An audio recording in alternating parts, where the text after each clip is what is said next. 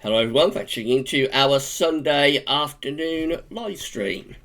We're going to be streaming for the next hour, and we're going to be talking you through the latest in terms of observations at xcweather.co.uk. We're going to have a look at the options that are on the table within the ECM ensembles around day 10 and in 2 weeks' time from the Icelandic Met Office. And towards the end of the live stream, we'll have a look at CANSIPS as well. So we're going to look at the mean sea level pressure anomalies from the long range CANSIPS model, and that'll take us through the next few months. So you'll see what CANSIPS is forecasting for the rest of the spring. For May, you'll see what it's forecasting for the summer, and also for the autumn as well, and possibly we'll extend it out into the winter if you would like me to do that. We can show you the CANSIPS forecast from this month for the winter of 2021. So, yes, hope you're all having a lovely afternoon. That's the plan, anyway, for the live stream. Hope you're all having a lovely afternoon. It's not so good this afternoon, is it? It's a little bit on the cloudy side. It's a little bit on the mixed side. Hasn't been as bright, hasn't been as warm, I don't think, today. But I hope wherever you are having a nice afternoon. Of course, we're still in lockdown for the coronavirus crisis, and that's primarily the reason that we are doing the live streams, of course, at the moment, to allow everybody to come together and see how we're all doing as we move into this period of lockdown.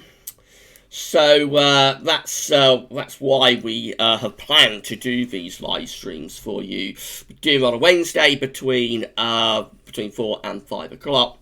And we do live streams on a Sunday between 5 and 6. And it's whilst we're in lockdown while we're going through the coronavirus crisis, just to let everybody check in and see how we're all doing.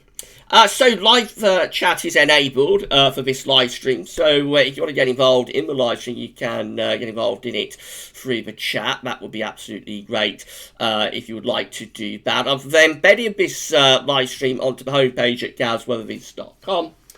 And I've also shared it with our Facebook and Twitter followers as well. So wherever you're listening, hello and thank you for tuning in. I hope you're having a lovely afternoon. But of course, if you want to get involved in the chat, because I'm doing this solo, I haven't got time whilst I'm doing the chat to go round to Twitter and Facebook and whatnot to see what everybody is saying. So if you want to get involved in the chat, if you want to ask something, get involved in the live chat, then the best way of doing it would be to click through the video and to come to YouTube and then get involved in the live chat there. Super chat is enabled. That will flag up your comment if you want your comment desperately to be answered. That will flag it up and you'll get an answer to your comment. It should also flag it up in the video now as well. I've hooked Streamlabs software up to YouTube, so Super Chat should show up in the video, and also you can support the stream at Streamlabs as well. Right then, so let's start off, shall we? And I see we've already got quite a few comments coming through, so there's quite a few people with us already, so let's start. Don't forget to give a like on the video, by the way, and let everyone know that you're enjoying the live stream. Right, we've got iTech Talk in first, saying hello Gab, hope you are well. It's a bit cloudy and drizzly in the south today, take care. Yes indeed, I'm fine, thanks iTech, and it is rather cloudy, isn't it, today, so it's not such a good day, I don't think, today. It's not as nice as it has been over the past few afternoons. So yes, it was a lovely afternoon actually, wasn't it? It was so bright and quite warm as well, but it's not quite so good today. Sane is with us here. Afternoon Gary, so afternoon Sane, thank you for tuning in to our live stream this afternoon. I've also got Shiram with us as well, saying afternoon Gary, so afternoon Shiram, thank you so much for being with us this afternoon. I hope you're having as good an afternoon as possible in lockdown. Radio 432 is with us, saying, hello, reckon a cooler May on the cards. I think that's a question, isn't it, Radio 432? So, yes, having a nice, we're having a nice start to May overall, I think, because it was pretty decent. Yes, it's not so good today. What does the rest of May have in store? I've got a feeling it could still be a warmer than average month, actually. I've got a feeling it might be. But what I would think is most likely is that it just won't be as warm as it was in April in terms of the anomaly to average, if you see what I mean. So, yes, I think probably still come away with an above average temperature for this May, but probably the anomaly to average won't be as great as it was in April. April was running something like 3.5 degrees, I think, above average. It's exceptionally warm. April. So I don't think the anomaly to average will be as great for May, but I would suspect it could still be above average. However, we haven't released the Galsworthy's May forecast yet. I'm going to do that tomorrow. Actually, that'll be the first video up tomorrow, Galsworthy's May forecast. I see you're also urging everybody to drop a like and show appreciation, so thank you so much for doing that, Radio 432. Dylan Holbrook is with us saying, afternoon, very glad to have made it today. Well, thank you for being with us, Dylan. So nice to see you here. CT for the first 2 days of May is very average compared to 2020 so far. So, yeah, and of course, today's not going to help with that because it is a slightly cooler day as well today with quite a lot of clouds. So I would imagine we're still going to see the CT going up, though, over the next few days. I think we're going to slowly warm things up, especially as we get to the middle part of the week. I think by the middle part of the week, we will see the temperature beginning to pick up somewhat. So, yes, it hasn't been as warm to start this month, but of course it's still very, very early days in the month.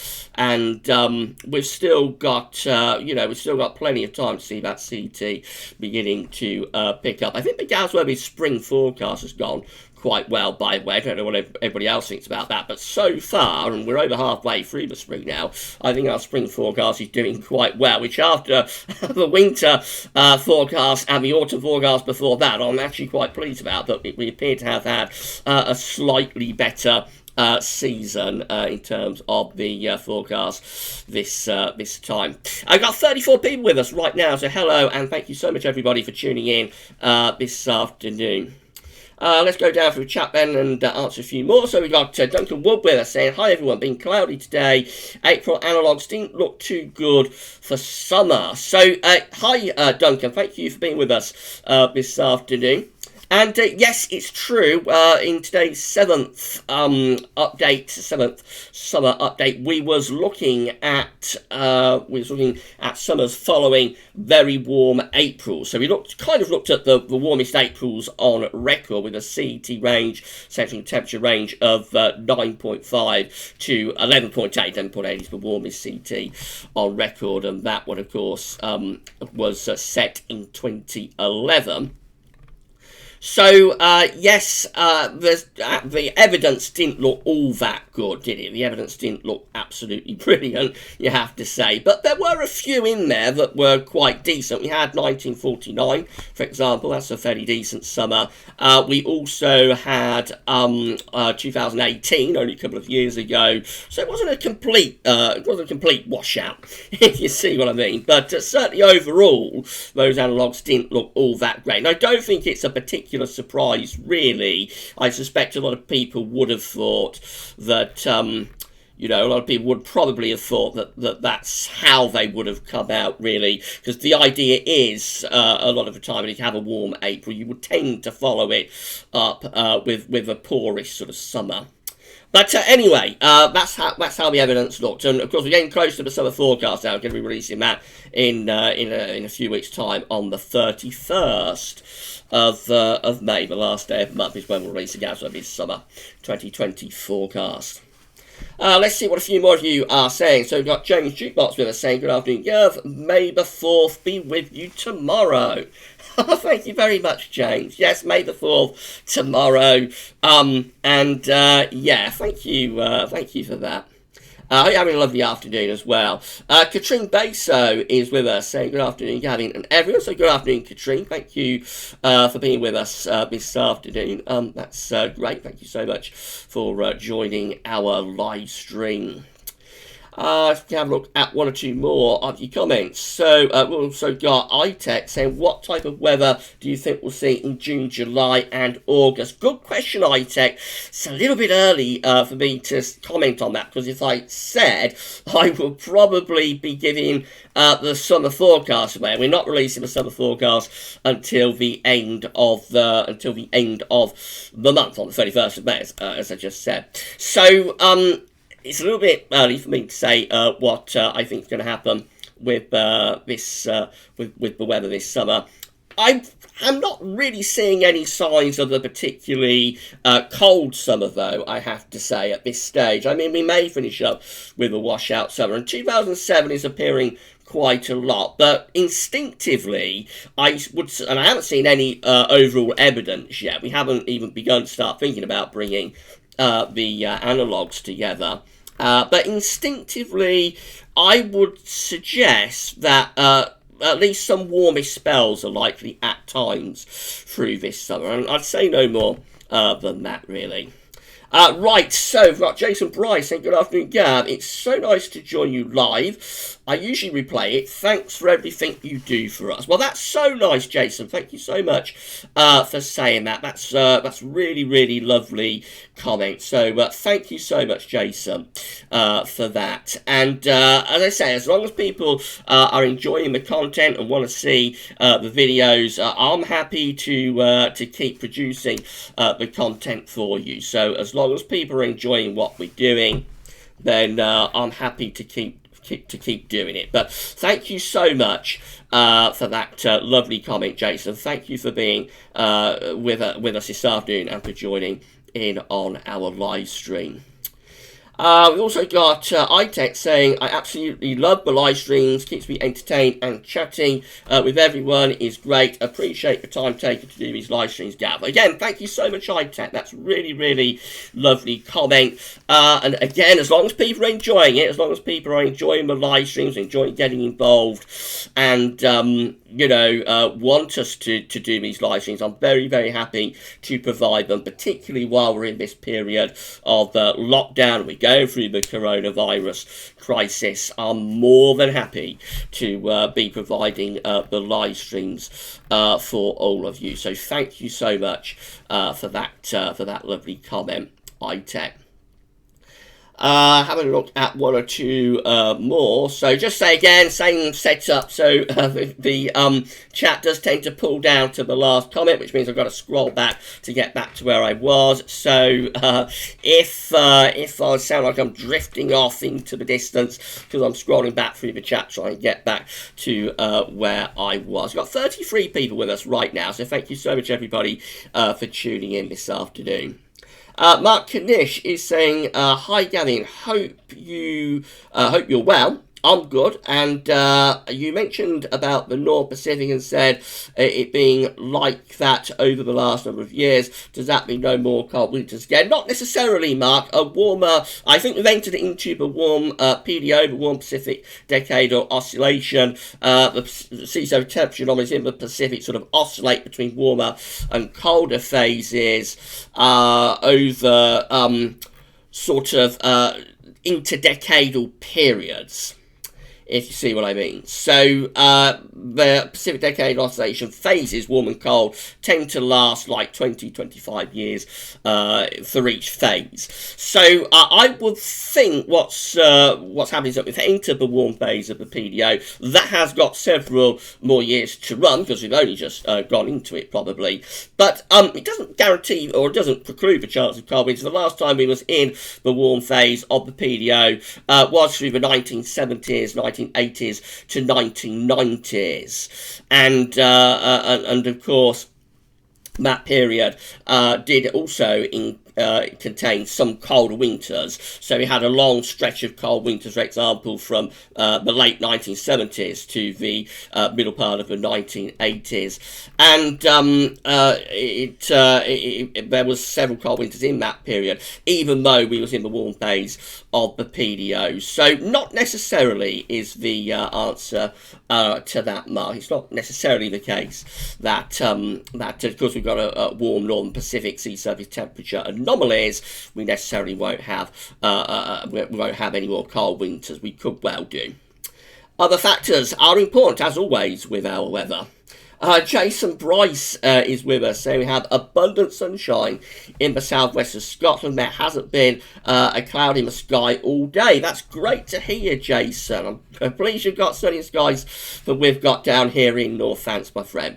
Alan Jess is saying, hi Gav, hi everyone. Hi Alan, thank you so much for being with us this afternoon. That's absolutely great. Thank you so much for tuning in to our live stream. Hope you're having a lovely afternoon, or as good an afternoon as possible, given the lockdown that we're all under. Got John Dwyer saying, hi Gav, we might get some interesting weather now that there is less cars on the road because of the virus. I would not rule out snow this May. I'm not sure, John, whether having fewer cars on the road would necessarily have much impact on the weather we receive, but certainly there are a few hints that we might get a bit of a northerly snap. As we move into the second week of the month. So we'll have to wait and see on that. But I doubt having fewer cars on the road would make much difference to the weather that we would receive. We're up to 40 people with us right now, so thank you so much, everybody, for tuning in. Mike Matthew is with us saying, hi Gav, after 4 hot months, do you think it's likely we will break the yearly highest CT record, or is it too early for this? Probably too early to say, Mikey. So it's possible this is going to be the warmest year on record, but we've only got 4 months in: January, February, March and April. So, I mean, obviously, given how warm the year has started off, it's very much a possibility. I wouldn't rule it out, but we might have the warmest year on record.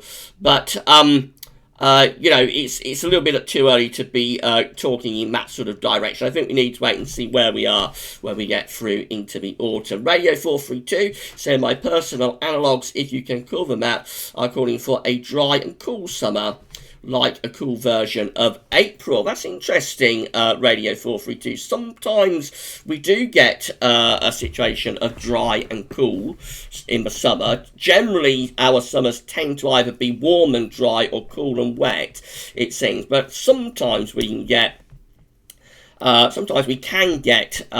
sort of cooler but also drier summers. So maybe that is the way things will go. We'll see how the overall gas weather analogues are looking when we get to the end of the month.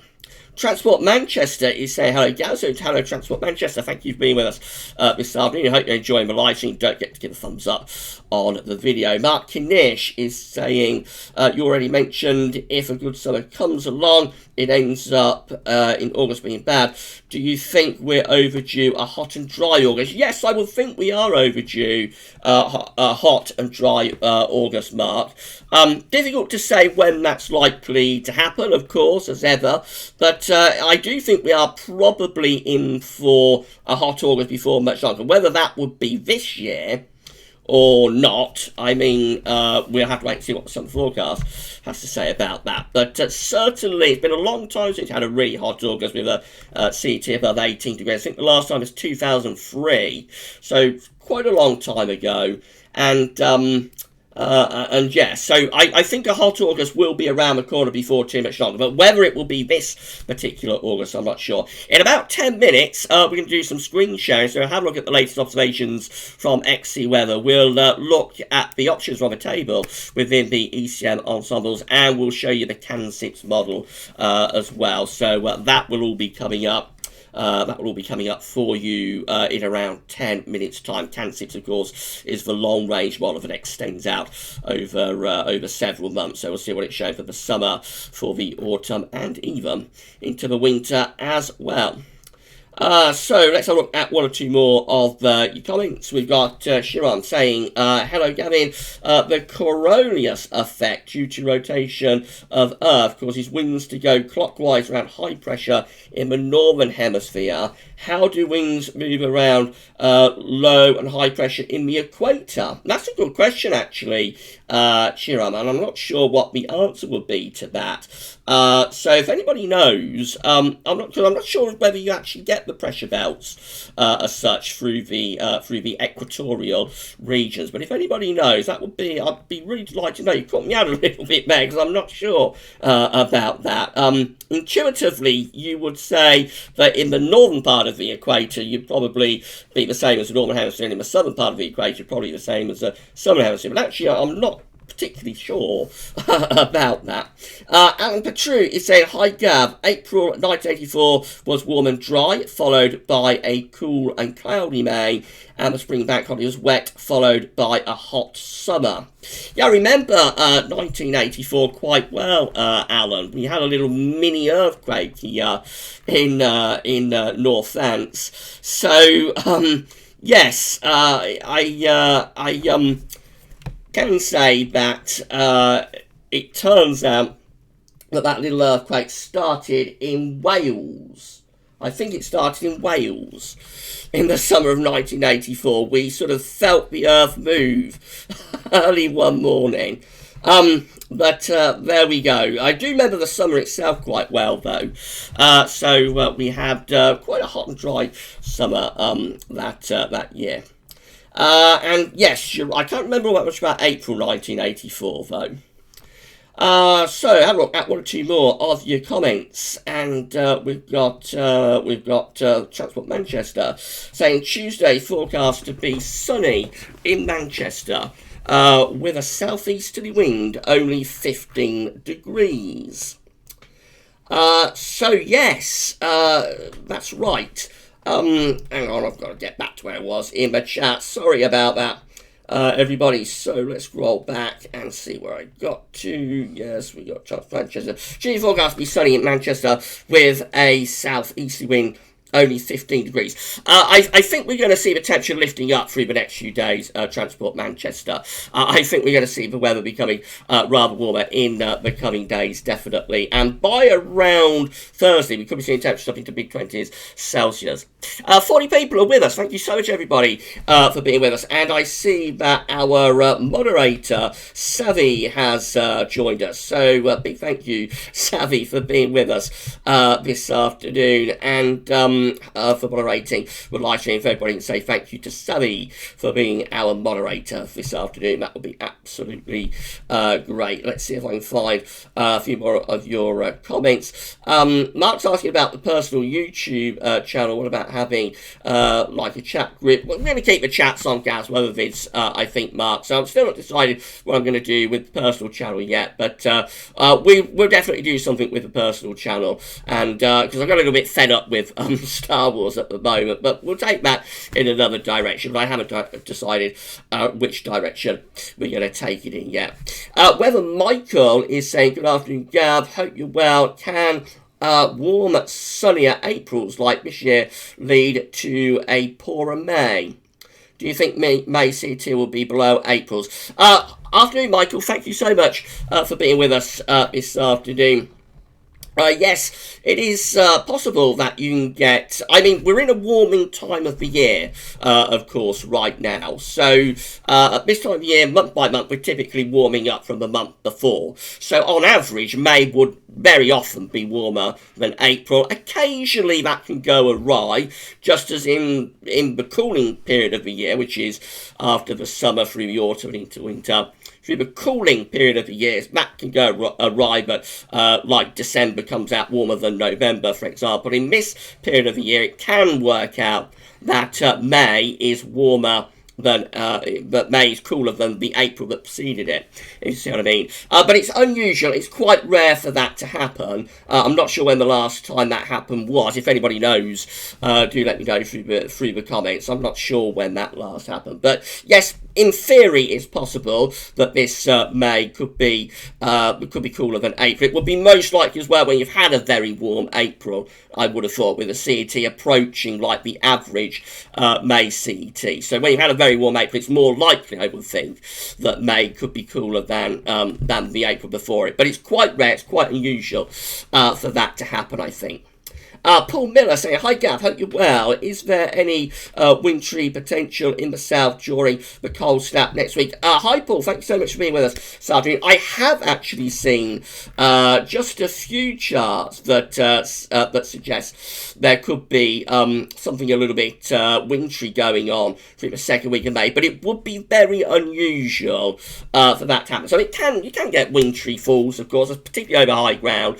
I mean, for example, in 1995, we had quite a bit of snow over high ground in northern England, southern Scotland, those sort of areas. And that's followed by a really hot summer, of course. So it's more typical for wintry potential like over high ground in May, but on low ground, occasionally it can happen. I've seen a few model output charts suggesting the chance of something wintry through the second week of May and up to the middle part of the month. But I would suggest that possibility is very unlikely, if you see what I mean. So the chart suggesting the possibility is there, like today's ECM suggested that around day 9, day 10, there could be a little bit of wintriness coming out of the showers through the second week of the month. But I will think at that time frame, it's very unlikely to verify. But we shall see. iTech is saying, since the weather has been really sunny and warm, I've set up a badminton court in my garden, and now my family are playing badminton. Lots of fun. Well, that's great to hear, iTech. And we're going to keep active, of course, while we're in lockdown, if we possibly can. So we're all stuck indoors, we're all stuck inside, and we can't really get out and about. But if you've got a garden, it certainly helps to be active. And if you can be active while we go through this period of lockdown, then yes, that's a good idea, I think. A couple of minutes, we're going to do some screen sharing, so I'll just answer a couple more questions, and then we shall begin to get the screen sharing up. We're going to look at the latest observations from XC weather. We're going to look at the ECM ensembles options on the table within the ECM ensembles for days 10 and days 14, and we'll have a look at CANSIPS as well, the seasonal model. So, right, let's have a look at just a couple more, and then we'll do that screen sharing. And Jesse's saying, I don't mind it being cooler as long as it's dry. I would say that July may be our best summer month for some this year. Typically, July does turn out to be the best month, Alan. Yes, it's true. Typically, July will be the best of the three. Been a long time since we had a really hot and dry August, though. I mean, we may find that we get hot and we get our best weather in July. But I would like actually to get some decent weather in August. It would be nice to get a hot August, I think, after so many years of going without one. I think a lot of people would be quite surprised at how hot and dry August can get. It's been a long time since we had one, 2003. City Andy is with us saying, afternoon Gavin, is this the start of a cool, dry summer? And also saying, looking forward to the autumn updates. As far as summer is concerned, I doubt what we're going through at the moment has all that much impact, all that much bearing, really, on... that has all that much bearing on the summer to follow. Later in May actually tends to be a more interesting time for what the weather could do in the summer. It tends to be later on in May. So sometime around the 25th, that can sometimes give you a few clues about what the summer may do. But this period, like the beginning of May, that doesn't very often have much connection to the following summer. As far as autumn is concerned, well, yes, it's not going to be long before the autumn updates will begin. We'll be starting to get those underway, I think, when we get into the early part of June. So that will be into the early part of June. There'll probably be a little sneak peek, though, when we release a summer forecast on the last day of May. We may do a little autumn sneak peek there, but the actual autumn updates will begin, as always, in the early part of June. And Duncan Wood is saying we are due a warm, hot August. Yes, that's right, Duncan, definitely due a hot and dry August. So we shall see. Will this be the year that we get that long-awaited hot and dry August? It's been a very, very long time, 2003, since we had one. So time will tell. We're approaching 50 people watching our live stream. Thank you so much, everybody, for tuning in. Don't forget to give us a like on the video and let us know that you are enjoying the stream. And with that, I think then we shall do a little bit of screen sharing. So I'm going to have to turn off the image, and then I've got to enable display capture. There we go. We should now be screen sharing for you. And we're going to go to xcweather.co.uk, and we're going to have a look at the latest observations. So this is it, and you can see that we've got quite a range, quite a wide range in temperatures today. Our sort of high maximum, or maximum high, is 17 degrees, and that's flashing away a few places in the Republic of Ireland, actually.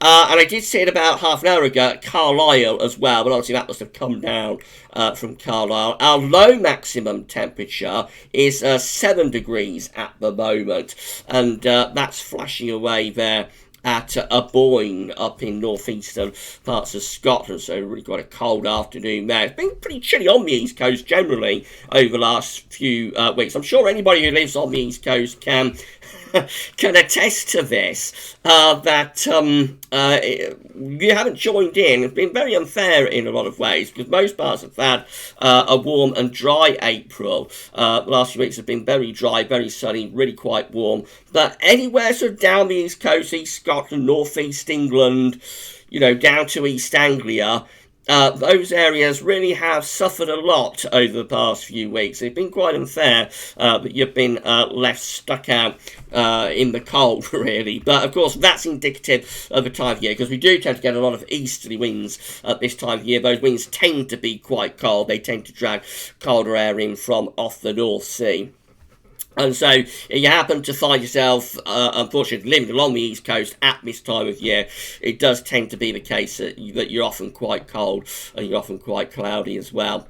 Right, let's have a look at a few stations then. So, Cranfield at just 13 degrees at the moment. Wellersbourne Airfield at just 14 degrees. Church Lawford is at 14 degrees. Fairford is at 13 degrees. Benson is at 14 degrees. Farnborough is at 13 degrees, Stansted at 14. So sort of low teens Celsius, really, pretty much upper Midlands, southern England. Moving up in towards Wales, we've got Shawbury at 13 degrees, heading up to Rhyl. It's only 12 degrees there, not particularly warm. Capel is at 12 degrees, and down into the southwest of England, Liscombe is at 10 degrees, and heading down to Cardingham, just 11 degrees there. Up to northern England, it's even cooler. Newcastle is at 10 degrees. Estelmuir is at 11 degrees, and then heading up to Strathallan, we're at 14 degrees. Moving up to Aviemore, 9, up to far north of Scott, down to Hara at 11, and as we've already established, right on the east coast,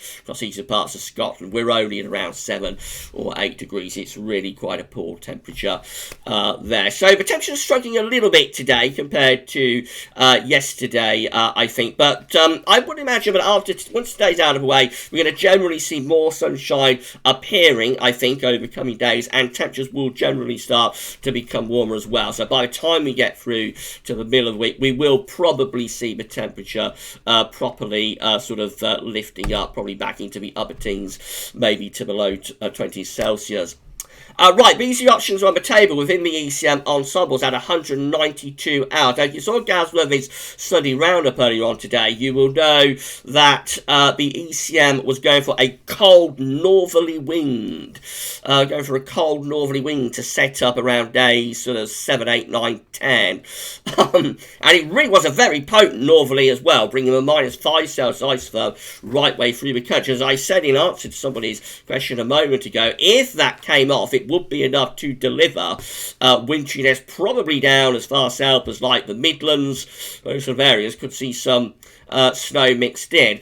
Very potent northerly, but how much support does that northerly have within the ECM ensembles? I couldn't show you the ECM ensembles from the Icelandic Met Office, unfortunately, in Glasgow Study Roundup, because they update too late since we altered the clocks at the end of March. But I kept them back for the live stream. So here we go. These are the options that are on the table within the ECM ensembles today at 192 hours, which is when the northerly is more or less at its most potent. So this pink box just here on the left hand side of the screen, we have 18 members of the ECM ensembles with high pressure out to our west northwest, low pressure is to our east northeast, and they are bringing down a northerly wind as well, so they're quite cold, probably relatively dry because the Atlantic is blocked up. Could be a few showers in the east, but that is a cold option.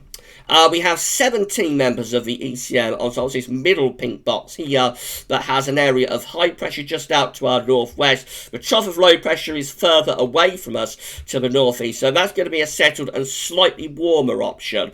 Won't be particularly warm. The wind coming around that high pressure is going to be relatively coolish. But it's not as cold as the 18 that we have in this box, for example. And then we have 16 just here in this blue box on the right-hand corner of the chart as you're looking at it, which does include the operational and the control room. That is the coldest and most unsettled option. That has a genuine northern blocking feature around Greenland and a deep trough of low pressure swing down the North Sea. So cold and unsettled with those 16, proper northerly, and there could definitely be a little bit of wintry potential with that, particularly for more northern areas, not exclusively so. So 16 are doing that, and then we've got 17 here that don't bring much of a northerly, and the 16 over here are sort of somewhere in between. So it's very, very uncertain, really, how much of this northerly we're going to get in 2 weeks' time, in 10 days' time, I should say, getting us to the 13th of May. We have again, trough of low pressure over Scandinavia, a ridge in the Atlantic. So still a bit of a northerly with that. There's 18, I should say, again, doing that. So, yes, that's quite a chilly option too. 17 in this middle box are warmer. They've got like a ridge over the country to our southwest. They're bringing up more of a southwesterly. And then 16 here are just keeping that northerly going on this right-hand blue colour box. They're just keeping the northerly going. And they're the most unsettled option, they're the coldest option again. So we see that the ECM operational run this morning was one of the coldest and unsettled options, but not without some support from its ensemble. But it's probably a bit over the top. I would think this left-hand colour box is most likely, which does bring some sort of northerly to us, but probably not quite as extreme and as potent as what the operational ECM run was showing. In 2 weeks' time, these are the options that we've got. This gets us to the 18th of May. So this one, sort of in betwixt two areas of low pressure, one in the Atlantic, one over Scandinavia, just under like a shallow sort of ridge with that one. And we've also got 16 there that have high pressure to our east-northeast, low pressure is to our west. That's bringing in more of a east-southeasterly type influence. Bit of a battle going on with that one, probably, between the ridge to the east, low pressure to west. The 12 just here in this box are going to be the most unsettled option. They're going to be bringing in quite a strong westerly flow and bands of rain from off the Atlantic. And then 7 just here have a ridge of high pressure centred more or less over the top of the country. That includes the ECM control, and that's going to be the warmest, driest option as we go through to the second half of May. So it is quite uncertain, really, where things are going, as it has been with the model output over the past few weeks. It really has been an uncertain few weeks. It seemed to, uncertainty seemed to start creeping in during the lockdown, or the beginning of the lockdown, back in the latter part of March. Of course, April is always an uncertain month at the best of times. May is always an uncertain month at the best of times. But it is a bit of a mystery why April was so uncertain. And we can see from those options that the uncertainty is continuing. And I think what we'll probably be focusing on in the next few days is just how potent that northerly is going to be as we go into the second week of the month. Right, just want to show you CANSIPS next. So these are mean sea level pressure anomalies for monthly periods. This is from tropicaltidbits.com. This is always one of the very first long-range models to update. We haven't got much in the way of updated long-range models yet. They tend to come on stream around the middle part of the month, but CANSIPS is always one of the first. So this is what it's forecasting for May. Don't really worry about where we've got the H's and the L's, the highs and the lows. Concentrate more on the colours. Blue is low pressure, red is high pressure. So, for May 2020, this is mean sea level pressure anomaly for May 2020. High pressure tends to be just out to our northwest. So it's going for a relatively settled, a relatively dry May, but possibly with a bit of a northeasterly influence. So temperature is probably not all that warm. That's how June is looking with CANSIPS. And again, I hope everybody can see this. I'll perhaps just check to make sure that you're able to see this. Yes, I can see that. That's absolutely fine. There's no problem there. So this is how June is looking. And again, we have high pressure up towards Greenland in June, so it does hint at some northern blocking, actually, over Greenland. Low pressure seems to be through the middle part of the Atlantic, where we've got these blue colours, even though that's within the H. It's the colours that you concentrate on, so it does look as though we've got a negative NAO being forecast there for June. That it actually suggests that the sort of higher pressure does sink down into the UK, so it looks as though there could be a fair amount of dry weather actually for June. But with low pressure through the mid part of the Atlantic, I wouldn't rule out the chance that that turns out to be a colder and wetter month, or a cooler and wetter month than it might at first appear. July looks like that, relatively westerly for July. It looks like we lower the heights across most of the North Atlantic, probably bringing a westerly flow, so July could be a rather coolish and unsettled month. And that goes on into August as well, really. So the hints of higher pressure for June, and again, that higher pressure in June is mostly associated with northern blocking, but the hints of the higher pressure in June sort of goes as we get through to July and August. And July and August are generally looking rather unsettled months, really. September looks like that. Again, low pressure is to our north and northwest. Maybe a little bit more influence from higher pressure in September. It could just be a little bit drier and a little bit warmer in September. But overall, still probably a relatively mixed month being forecast for September as well. And for October too. If anything, October does look really quite unsettled with low pressure more or less over top of the country. So once we get June out of the way, which it does have quite a bit of high pressure, once that's out of the way, then we go into quite a protracted period of low pressure on this latest update from CANSIPS. That's November. Again, it suggests low pressure to our north. Higher pressure this time, though, is over the country. So November, probably a drier month. Could be quite a mild month as well, with winds more from a west to southwesterly direction. So relatively mild and perhaps drier November. Now, should I go on into the winter months? Do you want me to do that? Should we go through December, January, February? Right, let's do it then. So this is December, and we have high pressure through the middle part of the Atlantic in southwestern Europe. So this is a westerly, mild westerly month being forecast from CANSIPS for December. Again, probably relatively dry for more southern and southwestern areas, but quite unsettled further north. That's January 2021. This is ultra long range forecasting. Please don't take this at all seriously. But again, if you want a cold January, that doesn't look particularly inspiring, because we get high pressure events centered over the country from the south and from the southwest. So it's a mild ridge. Low pressure is up to the north. So relatively dry for January, but mild. And then finally we get to February, and something for the cold lovers. February sees a flip, and the AO and NAO will go very negative here. We get northern blocking setting up around Iceland and Greenland. Low pressure with the jet stream taking a southerly track. We will pull in cold east or northeasterly winds with that. That's a cold and wintry February. So it takes a very, very long time to get there, but eventually CANSIPS does get us to a cold and wintry month in February. But December, January, and November as well, November, December, and January, they're generally mild and just rather high pressure dominated, rather dry and anticyclonic. after quite a protracted period of wetter conditions from July through to October. So that's how CANSIPS is showing up. As I say, this one is always the first long-range model to update. All of the other long-range models tend to come on stream later on in the month. Usually around the middle part of the month we get most of the long-range models coming through, but CANSIPS is always the first. And I thought you'd enjoy enjoy having a look at that.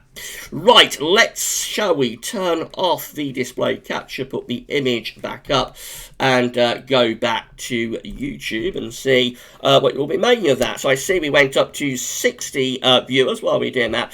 A little bit of screen sharing. Thank you so much, everybody, for being with us. I hope that you have enjoyed the live stream. I'm going to be here for another 15 minutes or so, and then I'm sure we'll be wrapping things up. But yes, that's was an interesting period of screen share. I hope you all enjoyed that. The chat has scrolled down to the last comment, so I've got to go back to get back to where I was. Let's see where I got to. I think I got to Duncan Wood saying about August. It's been very busy in the live chat, so thank you everybody for getting involved in the live stream. Don't forget to give us a thumbs up on the video. Let us know that you've enjoyed it.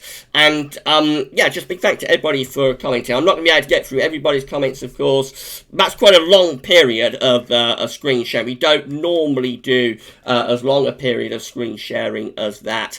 But I wanted to get all of that long range data in for you. I thought you'd enjoy having a look at CANSIPS and extending it out right way through the winter. But that means that we're not going to be able to get everybody's questions in. But I will get as many in as I possibly can. So let's see a few more what you're saying. So Either is saying, what's the rest of May looking like? We're going to release the May forecast tomorrow, either. We'll be doing that tomorrow.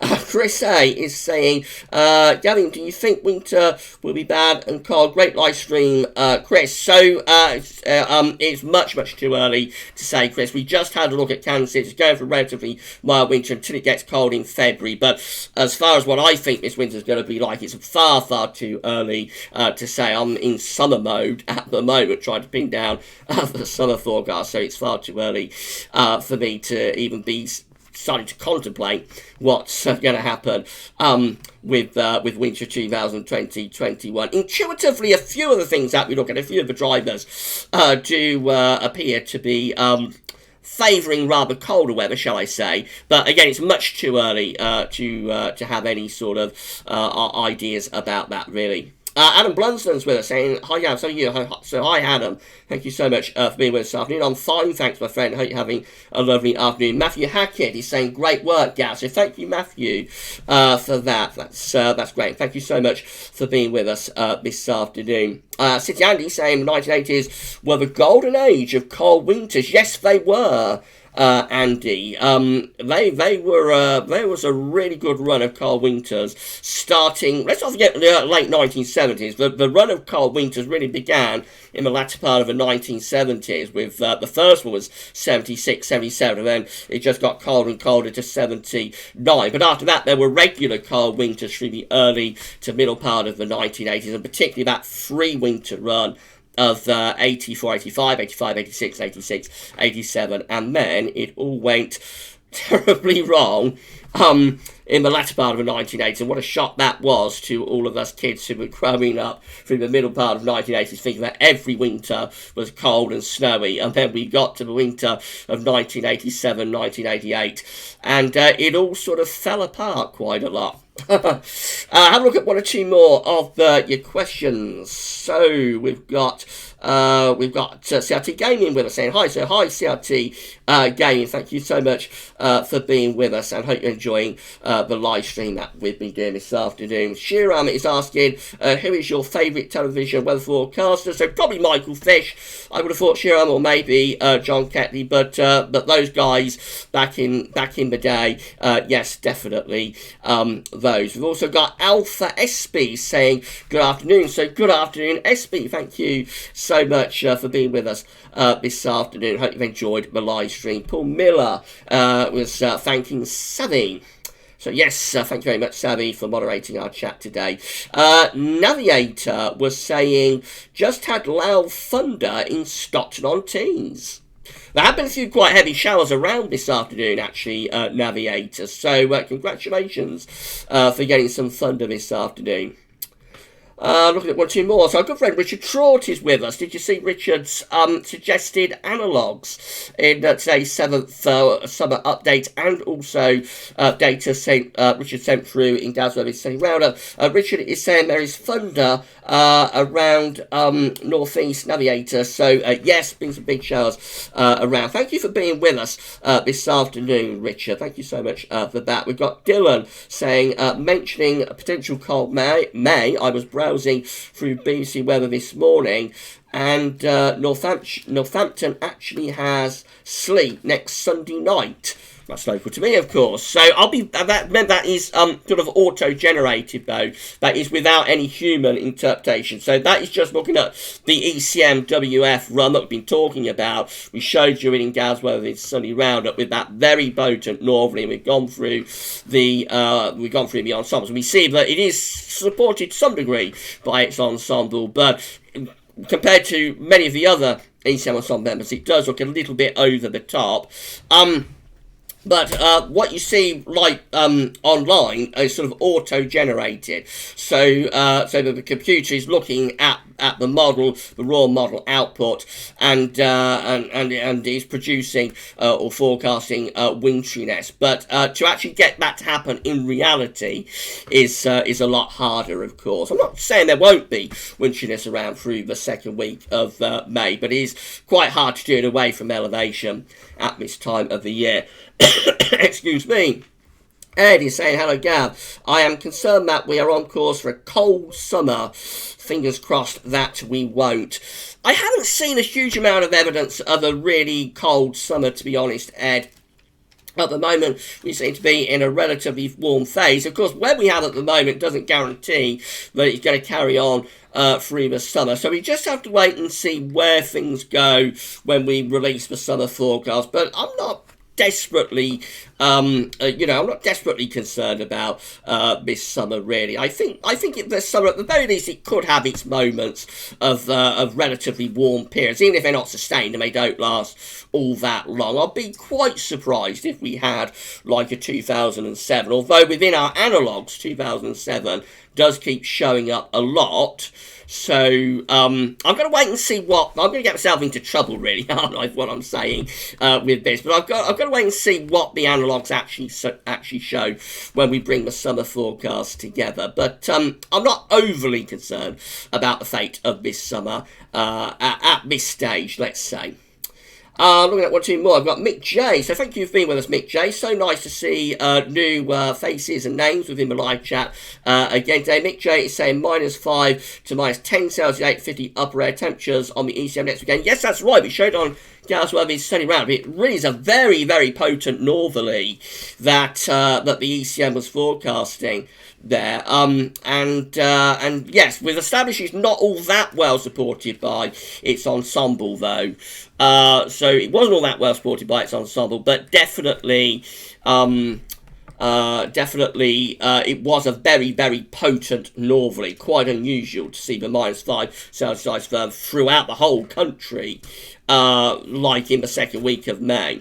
So probably one of those charts that you should copy and save to look at in future. So you won't see that all that often, actually. The whole country within the -5 Celsius iceberg, -10 Celsius iceberg approaching Scotland in the second week of May. You won't see that very often within model output. I'll be really surprised if that verified.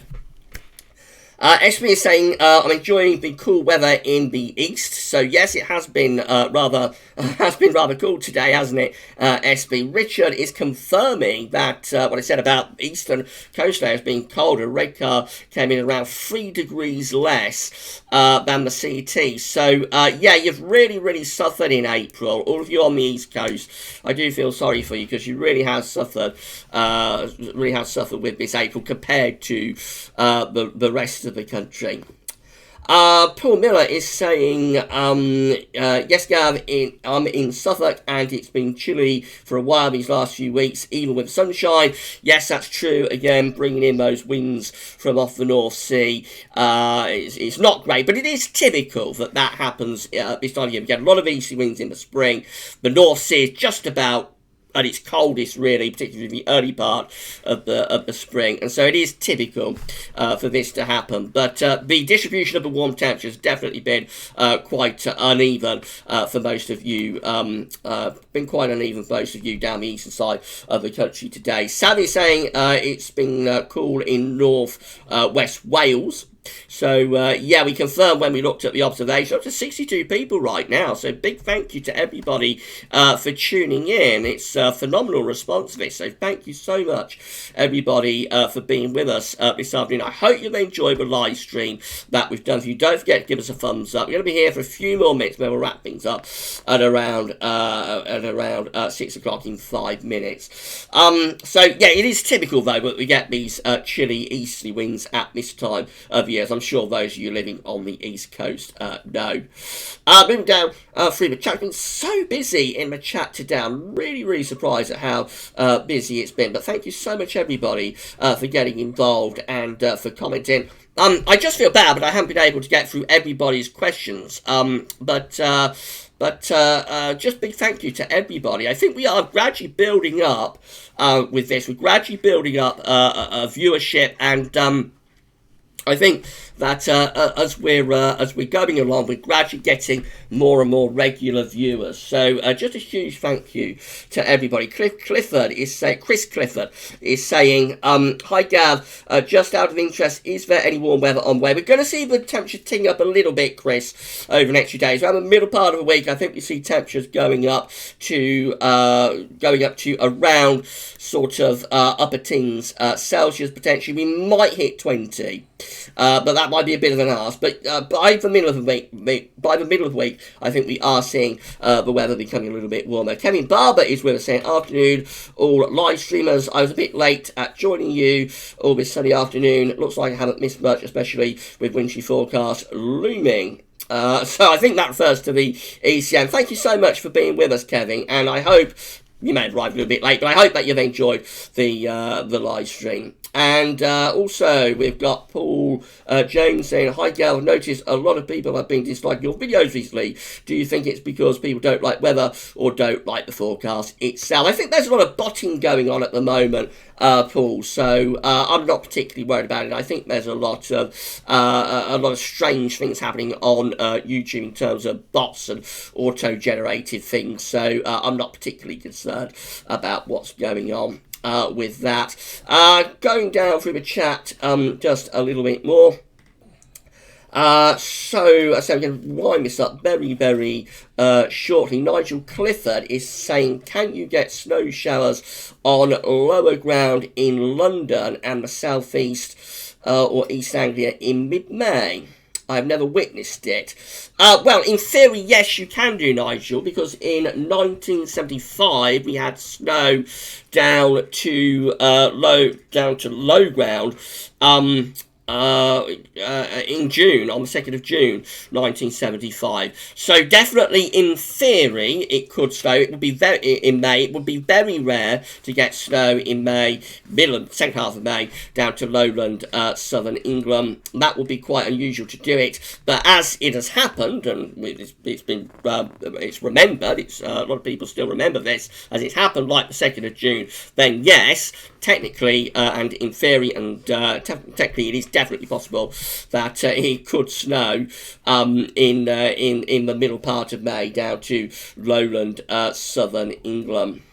Adele Metcher is saying, hi Gav, how does ozone layer affect weather if it does? I don't think the ozone layer has much effect on the weather, actually. It can be affected by the weather, though. We have seen over this winter the intense polar vortex opening up a hole actually within the ozone layer. It's closed back up now, I think, but we did see a hole opening up in the ozone layer, and that's caused by the intense polar vortex. So the weather can affect the ozone layer, but I don't think the ozone layer can affect the weather particularly. And we've also got last couple of questions. So we've got Owen Dawn46 saying, "Hi all, joined this live chat as busy with family stuff." Hi all, just joined this live chat as busy with family stuff. And hope you're all doing well. Rain showers and very overcast here in Gloucester. So yeah, there's been a few showers. It's been a disappointing day, really. But there we go. It's going to get better over the coming few days. But thank you for being with us and for enjoying our live stream. So I think that pretty much wraps things up for the live stream for today. I hope you've enjoyed it.